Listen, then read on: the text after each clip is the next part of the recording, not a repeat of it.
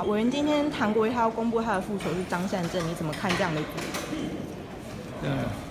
我想张善政对韩国瑜来讲应该是一个好人选。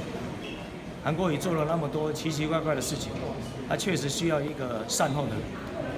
张善政在这方面应该到目前为止有很多经验。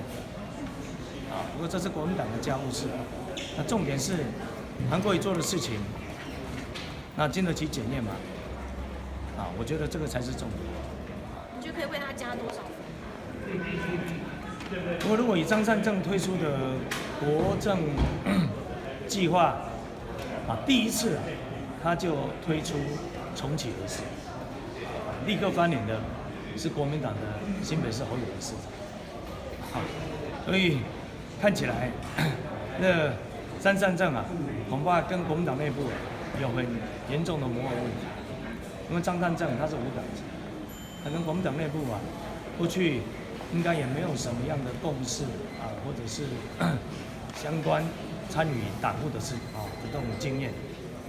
不过还是尊重韩国瑜还是祝福他，也祝福张善政，他可以以后善后成功了好吗？欧文怎么看蔡赖配的优势？赖清德他有丰富的选战经验。同时呢，他在党内也非常服众望由最近我看到很多的立委参选人都纷纷的邀请他去助选。听说他行程立刻爆满就可以知道他已经成功的拉抬了候选人，还有我们支持者的信心和士气。我觉得这一点对我们是非常正面的。那委员有收到礼拜四要正式宣布蔡赖配的消息吗？我没有收到。那我也不知道最后到底是什么配。但是赖清德开始全国走透透来帮我们助选，这个我们就已经感受到整个的正面效应。不管最后是怎么配候选人还有支持者的士气和信心大增这个就已经是目前我们所需要的。所以蔡赖配是胜算最大。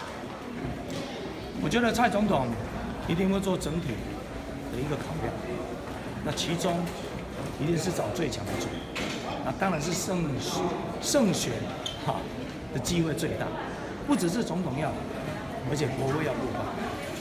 这其中大概我觉得包含2个部分的民意一个是广泛支持者的期待，第二个是立委候选人的普遍多数看法。所以我觉得这样子综合起来，蔡总统一定会挑出最适当最强的一个副手，好不好？好，谢谢大家。